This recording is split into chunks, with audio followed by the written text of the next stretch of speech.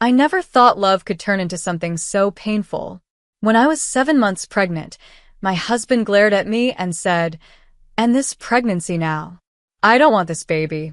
My heart pounded as I shook my head, refusing. That's when his anger exploded. He grabbed my hair, yanking me back before shoving me with all his strength.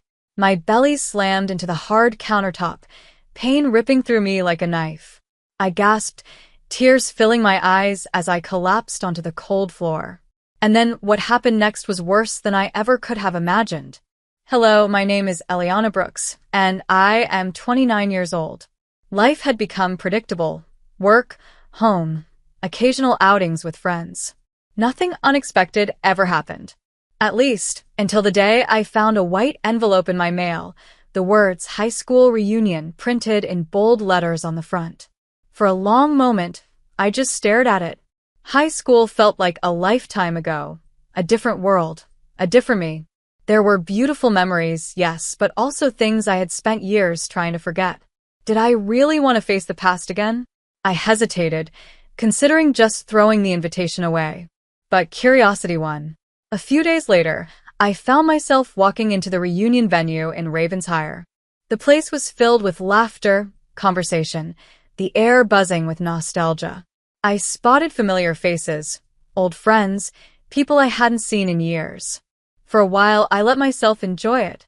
I caught up with classmates, shared memories, and even laughed a little. It felt nice. Then I turned, and I saw him. Across the room, standing near a small group of people, was Lucas Hart. My first love. The boy who had once meant everything to me. My breath caught. He looked different. Older, more confident, but still carrying the same intensity in his eyes. He saw me. And just like that, the years between us vanished. A slow smile spread across his lips as he walked toward me. Eliana. His voice was smooth, filled with something unspoken. I swallowed hard, forcing a small smile. Lucas. For a moment, we just stood there, studying each other. Then, as if no time had passed, we started talking. And just like that, everything started again. For a moment, time seemed to stop. Lucas Hart, the boy who once meant everything to me, the boy I thought I had moved on from, was standing right in front of me. There was something surreal about it. He looked older, more refined, but there was still something familiar about him. The way he tilted his head slightly when he smiled, the warmth in his voice. He took a step closer, and my heart pounded. "It's been a long time," he said, his voice smooth, almost hesitant. I nodded, searching for the right words. "Yeah, a really long time." For a second, neither of us spoke. It was like there was too much history between us, too much left unsaid. Then, as if something shifted, we slipped into conversation. At first, we spoke about small things. Work, where we lived, what we had been up to all these years. He told me he had spent time living in another city, but had recently moved back to Ravensshire. I told him about my career, how life had kept me busy, but steady. Somehow, the conversation felt easy. As if the years of separation hadn't really changed the way we talked. There was laughter. Reminiscing. Moments when we both paused, wondering how life had taken us in such different directions. And yet here we were, together again. As the night came to an end, I realized how quickly time had passed. I had barely spoken to anyone else at the reunion.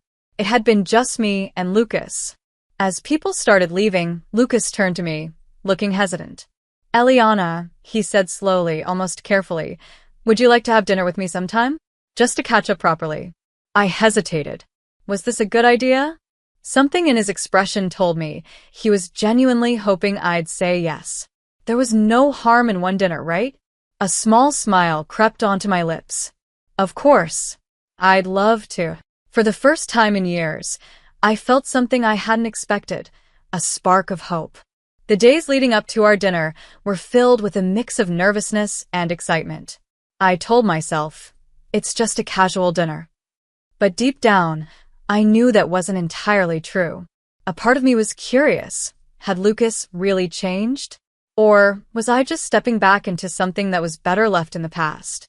That evening, I arrived at the restaurant, my heart pounding slightly as I spotted Lucas already waiting. He stood when he saw me, his smile warm, familiar. "You look great," he said, pulling out a chair for me. "Thanks," I replied, smoothing my dress. At first, our conversation was light, comfortable. We talked about our favorite movies, our travels, the little things that had filled the last decade of our lives. But then, as the evening went on, the conversation turned deeper. Lucas told me he had been engaged once, but it didn't work out. I told him how I had been too focused on work to think much about relationships. The way he listened with genuine interest, with patience, reminded me of why I had fallen for him so many years ago. After that night, we started seeing each other more often. At first, it was just casual, coffee meetups, long walks, late-night phone calls. But slowly, without meaning to, I found myself drawn to him again. He made me laugh. He made me feel heard. He made me believe that maybe, just maybe, fate had brought us back together for a reason. And before I knew it, I was falling for him again. Months passed. What started as casual meetings slowly turned into something more serious. Lucas and I had become inseparable. It felt like we were rewriting our past, this time with a happier ending. He was attentive, kind, and always there for me. He would bring me my favorite coffee when I was having a rough day. He would listen when I talked about my dreams. It felt real. It felt safe. And for the first time in a long time, I let myself believe in love again. 6 months into our relationship, Lucas planned a special evening. He took me to a quiet hilltop overlooking the city lights, a place where the sky stretched endlessly above us, painted in deep hues of twilight. I didn't think much of it until I noticed the way he was looking at me. "Eliana," he said, taking a deep breath. I turned to him, smiling. "Yeah." His hands reached for mine, holding them tightly. "These past 6 months with you have been the most precious time of my life." My heart skipped a beat. "I never thought I'd get a second chance to be with you," he continued. "And now that I have it, I don't want to let it go." Then, to my utter shock, he got down on one knee. A small, velvet box appeared in his hand, the diamond inside catching the fading sunlight. "Eliana Brooks," he said, his voice steady yet filled with emotion. "Will you marry me?" I froze. For a moment, I couldn't breathe, couldn't think. A part of me had never imagined this moment would come. But as I looked into his eyes, hopeful, sincere, my heart made the decision before my mind could. I let out a shaky laugh, tears welling up in my eyes. "Lucas," I whispered, my voice breaking. "Yes. Of course, yes." The moment he slid the ring onto my finger, I felt something I hadn't in a long time. Hope. Our wedding was a dream. Surrounded by family, friends, love, and laughter, I felt like I was stepping into the happiest chapter of my life. Lucas was perfect, attentive, loving, everything I had ever wanted. And when, a few months later, I found out I was pregnant, I thought life couldn't get any better. I sat on the edge of our bed, staring at the pregnancy test. 2 lines. Pregnant. A rush of emotions flooded through me. Excitement. Nervousness. Hope. I placed a hand over my stomach, whispering, "I'm going to be a mother." That evening, when Lucas walked through the door, I could barely hold in the news. "I have something to tell you," I said, my hands trembling with anticipation. He raised an eyebrow. "What is it?" I took his hands and placed them over my stomach. "We're having a baby." For a moment, his face was unreadable. Then, a slow smile spread across his lips. "Eliana, that's incredible," he whispered, pulling me into his arms. I closed my eyes, feeling a wave of relief. Maybe life was going to be even more beautiful than I imagined. I had no idea how wrong I was. At first, I convinced myself it was just stress. Lucas had always been a man who prided himself on being strong and in control. But now he seemed distracted, distant. It started with late nights at work, then the excuses, then the drinking. At first, I ignored it. He was going to be a father. Of course, he was nervous. I told myself he'll adjust. Things will get better. But deep down, A small voice whispered in my head. Something was wrong. One evening, Lucas came home smelling of alcohol. His tie was loosened, his hair slightly disheveled. I hesitated before speaking. "Lucas, have you been drinking?" He sighed, rubbing his temples. "Yeah." "Just a little. Work has been hell." I frowned. I don't think drinking every night is a good idea, especially with the baby coming." His expression darkened. "So what?" he muttered. "Are you keeping tabs on me now?" The sharpness in his voice made me flinch. "No, of course not," I said quickly.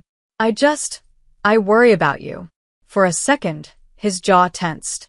Then he just let out a dry chuckle. "You worry too much." He walked past me and disappeared into the bedroom. Something about the way he dismissed me sent a chill down my spine. This wasn't the Lucas I knew. Over the next few weeks, the drinking continued. Lucas came home later and later. When he did, he barely spoke to me. When I tried to ask him what was wrong, he'd just say, "I'm tired. Just drop it." I told myself he was just under pressure, that he would come around. But the distance between us only grew wider. Until one night it happened. It happened on a night that started like any other. Lucas came home late, his tie undone, the smell of alcohol lingering in the air. I was sitting in the kitchen, waiting. I had told myself, "Tonight, I will talk to him. We need to fix this." So when he walked in, I took a deep breath. "Lucas, we need to talk." He let out a heavy sigh, tossing his keys onto the table. "Not now, Eliana. I'm exhausted." I stood up, blocking his path. "No, Lucas. "This can't wait." My voice was firm but calm. "You're drinking too much. You're coming home late every night. I feel like you're avoiding me." His expression hardened. "Why do you always have to make things worse?" His voice was low, cold. I swallowed. "I'm not trying to." "You're always complaining," he interrupted, his voice rising. "I work all day, and I come home to this? To you nagging me?" I felt my chest tighten. "This isn't nagging, Lucas. I'm your wife. I love you. I want to know what's wrong." He stepped closer, his eyes dark, unreadable. "What's wrong?" He let out a sharp laugh. "You." "This life. This mess." My breath caught in my throat. Mess? What was he saying? I barely had time to process his words before. His hand struck my face. Pain exploded across my cheek. The force of it sent me stumbling backward. For a moment, I was too shocked to react. Lucas froze, his own hand still raised. His face twisted, not in regret, not in shame, but in something else. For the first time in our marriage, I saw it. A man I did not recognize. A man I had never truly known. Tears welled in my eyes. I wanted him to say something. To apologize. To tell me it was a mistake. But he didn't. He just turned away. And in that moment, something inside me broke. I wasn't just hurt. I was afraid. And the worst part? I still loved him. After that night, I told myself it was just a mistake. Lucas had been stressed. Drunk. Not himself. He would never do it again. At least, that's what I wanted to believe. But the truth was much darker. Because it did happen again. And again. And again. The first slap turned into a shove. A shove turned into a hard grip on my arm. Then came the screaming. The insults. The anger that exploded out of nowhere. It was like walking on eggshells. Some nights, he would come home normal, almost loving, like the Lucas I used to know. Other nights, I barely recognized him. One moment he'd be calm. The next he'd be furious. And I never knew which version of him was coming home. I started hiding the bruises, wearing long sleeves, avoiding people. I became a prisoner in my own home. But I told myself, I have to stay strong for my baby. Even as my body ached from the bruises. Even as my heart broke a little more each day. One evening, Lucas came home drunker than ever. His tie was loose, his breath reeked of whiskey. I was in the kitchen cooking dinner, trying to act normal. I heard the door slam shut. A heavy silence filled the air. Then his voice low, dangerous. "Eliana." I turned slowly, my heart pounding. Yeah. He stepped closer. His eyes were cold, sharp, empty. You're ruining my life, he muttered. I frowned. Lucas, what are you talking about? He exhaled sharply, his hands clenched into fists. I never wanted this. He grabbed a glass from the counter and threw it across the room. The shattering sound echoed. I flinched, stepping back. Then suddenly, He shoved me. Hard. my body slammed into the kitchen counter. Pain shot through my back. But the worst part? A sharp, horrible pain exploded in my stomach.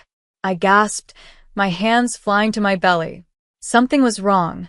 Terribly, terribly wrong. I clutched my stomach, my breath coming out in short, painful gasps. Lucas, my voice was barely a whisper. Something's wrong. For a moment, he just stood there. Then, to my horror, he turned around and walked away. Like I was nothing. Like he didn't care if I lived or died. And that's when I knew, if I didn't leave tonight, I was going to die. The pain in my stomach was unbearable. A deep, sharp ache spread through me, making it hard to breathe. I could feel it. Something was terribly wrong. I tried to call out for Lucas again, but he was already walking away, his footsteps fading down the hall. He didn't even turn back. He didn't care. Tears blurred my vision as I struggled to stay upright. I had to get help. I had to get out.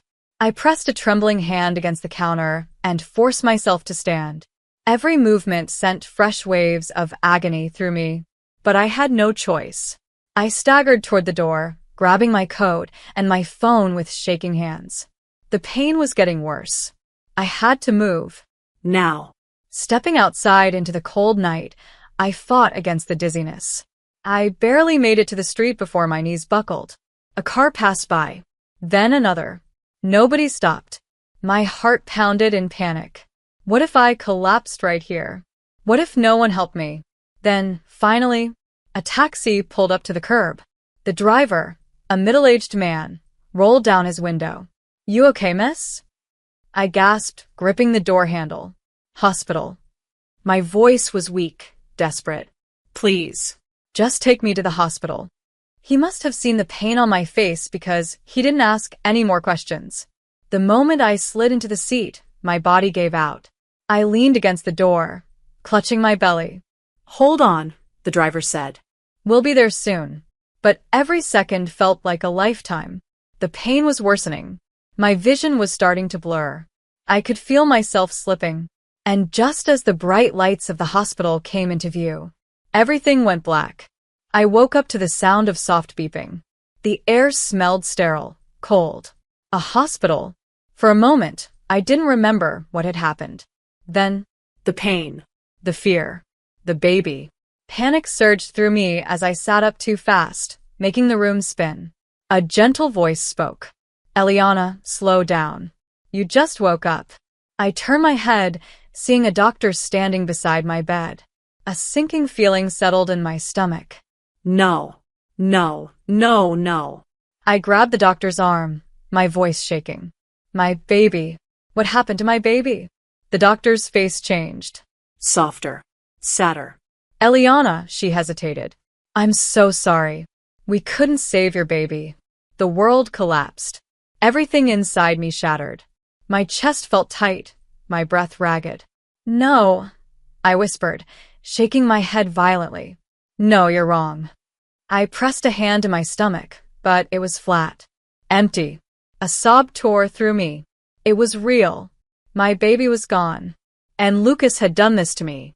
I was still lying in that hospital bed, too weak to move, when a police officer entered the room. I barely looked at him. I didn't care. What was the point? My baby was gone. My life was over. The officer cleared his throat. Ms. Brooks, the hospital contacted us after you were admitted. Your injuries suggest domestic abuse. I flinched at the words. I hadn't told anyone. I had spent months hiding it, making excuses, pretending it wasn't happening. And now I couldn't pretend anymore. I nodded slowly. The officer stepped closer. Do you want to press charges? I thought about Lucas. I thought about how he had left me there, knowing I was in pain. How he hadn't even bothered to check if I was alive. A rage unlike anything I had ever felt before burned through me. I lifted my head, meeting the officer's eyes. "Yes," I said. "I want him arrested." And this time, I wasn't going to back down. The days after I lost my baby felt like a blur. The grief was unbearable, a deep, aching emptiness that wouldn't go away. But underneath the pain, something else burned. Rage. Lucas had taken everything from me. He had broken me, beaten me, destroyed the life growing inside me. And I wasn't going to let him get away with it. The police took my statement in the hospital. I told them everything. The drinking, the anger, the abuse. How he had shoved me against the counter, knowing I was pregnant. How he had watched me collapse in pain and walked away. The officer nodded as he scribbled down notes. "We'll issue a warrant for his arrest." But I wasn't done yet. I needed more. I needed proof that Lucas wasn't just an abuser. He was a monster. And to get that, I had to find the woman he had been cheating with. I had heard her name from the police. They had discovered Lucas had been seeing another woman for months. At first, I hated her. But something in my gut told me she might be a victim, too. So I found her address and went to see her. When she answered the door, she looked terrified. Her eyes flickered with recognition. You're Lucas' wife." I swallowed the anger rising in my chest. "I need to talk to you." My voice was steady. "It's about Lucas." Amber hesitated, then opened the door. For a few moments, we just sat in silence. Then suddenly she started crying. "I didn't know," she whispered, covering her face. "I swear, I didn't know what he was planning." I stiffened. "What do you mean?" She wiped her eyes and took a deep breath. "I overheard him talking to someone," she said, her voice shaking. "He was planning to get rid of you. He had taken out a life insurance policy in your name." My blood ran cold. Lucas hadn't just been abusive. He had been planning to kill me. Amber pulled out her phone and showed me text messages. Messages where Lucas talked about how he didn't need me anymore. How he wished I would just disappear. How soon he would have enough money to start fresh. That was all I needed.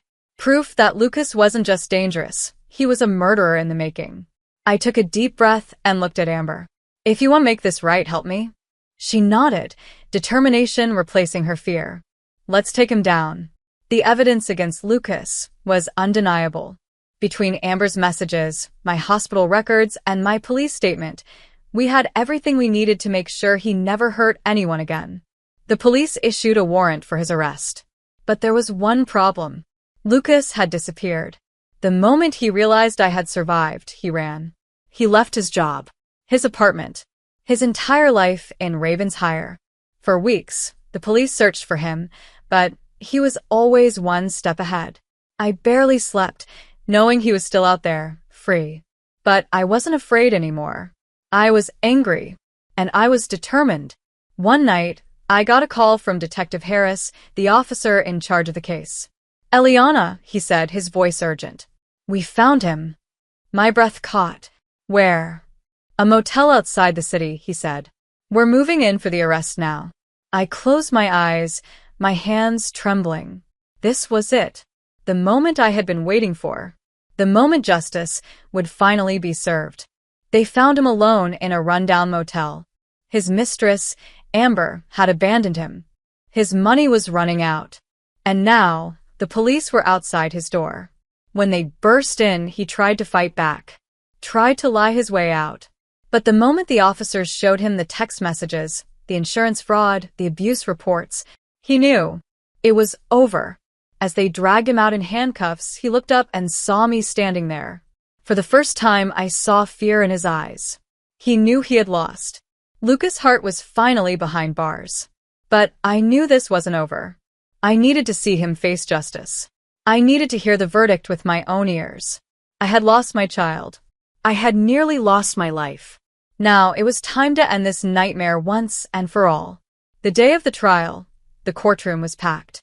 The air was heavy, tense. The entire town wanted to know the truth about Lucas' heart. I sat in the witness stand, my hands gripping the edge of the chair as the prosecutor questioned me. Eliana, can you tell us what happened the night of the attack? I swallowed hard but held my ground. He threw me against the counter. I said, my voice steady. I begged for help, but he walked away.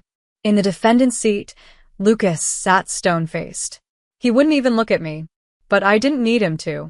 He was trapped now. The prosecution presented the evidence, the text messages, the insurance fraud, the hospital reports. Piece by piece, his entire plan unraveled. Then came the final blow. A recording. Amber had secretly recorded one of her last conversations with Lucas. His voice echoed through the courtroom. Finally. Goodbye. I don't need the brat. A sharp gasp rippled through the crowd.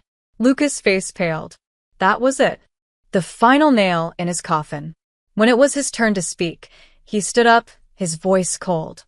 This is ridiculous, he said, shaking his head. I loved my wife. This is just a misunderstanding. I felt my stomach twist. Even now, he was lying. But the judge wasn't fooled. Lucas' lawyer tried to argue for a lesser sentence, claiming he was under stress, that it was never his intention to harm me. But the prosecutor shut it down immediately. Lucas' heart didn't just harm his wife, the prosecutor said. He nearly killed her. And he did kill their unborn child. A silence filled the courtroom. The judge exhaled slowly, then looked at Lucas. Do you have anything to say for yourself before I deliver your sentence? Lucas clenched his jaw, his eyes burning with anger. But for the first time in his life, he had no control and no way out. The judge's voice rang through the courtroom. Lucas Hart, you have been found guilty of multiple charges, including attempted murder, domestic violence, and insurance fraud. Lucas' jaw tightened. I held my breath. For your crimes, this court sentences you to life in prison, without the possibility of parole. A sharp gasp rippled through the courtroom. Lucas' head snapped up. Pure panic filled his eyes. As the guards dragged him away, he shouted my name, begging, pleading. But I didn't flinch. I didn't cry. I just watched him go. And for the first time in a long time, I felt free. Lucas was gone. Locked away. Forgotten. He would never hurt me again. For the first time in years, I could breathe. But freedom didn't mean I was okay. The wounds Lucas left weren't just on my skin. They were inside me. Deep, invisible scars. And healing wouldn't happen overnight. After the trial, I moved back in with my parents. I needed time. Time to grieve. Time to rebuild. Some nights, I woke up screaming, trapped in nightmares. Some days, I could barely get out of bed. But slowly, I fought my way back. I started therapy. I talked about the pain I had hidden for so long. I learned that what happened wasn't my fault. And most importantly, I learned to forgive myself. One day, I looked in the mirror and asked myself, what now? I had survived. But I didn't want to just exist. I wanted to live. So I made a decision. I trained to become an advocate for domestic abuse survivors. I started speaking at events, helping other women find the courage to leave. I share my story, hoping it would save someone else. And every time I helped another survivor escape their nightmare, I felt stronger. For a long time, I believed I would never love again, that I was too broken, that no one could ever love someone with my past. But then I met Daniel Cross. He wasn't like Lucas. He was kind, patient, safe. He didn't try to fix me. He just stood beside me. And slowly I let him in. We took things slow. I told him everything. And one day I realized I wasn't afraid anymore. Years passed. And one day, something happened that I never thought I'd experience again. I became pregnant. The moment I saw the test, my hands shook. I was terrified. But then, Daniel took my hands in his and whispered, we'll cherish this baby together, Eliana. I promise. For the first time in years, I felt safe. And when I held my child in my arms, I knew I had survived. And I would never let the past define me again. This story isn't just about pain. It's about resilience, about finding the strength to leave, about knowing that no matter how broken you feel, you can heal, because in the end, Survival is the greatest revenge. And I survived. If you enjoyed this story and found it inspiring, don't forget to like this post to show your support. Comment below and share your thoughts. I'd love to hear from you. Subscribe to stay updated with more powerful stories like this one. Your support means the world. Thank you for being a part of this journey.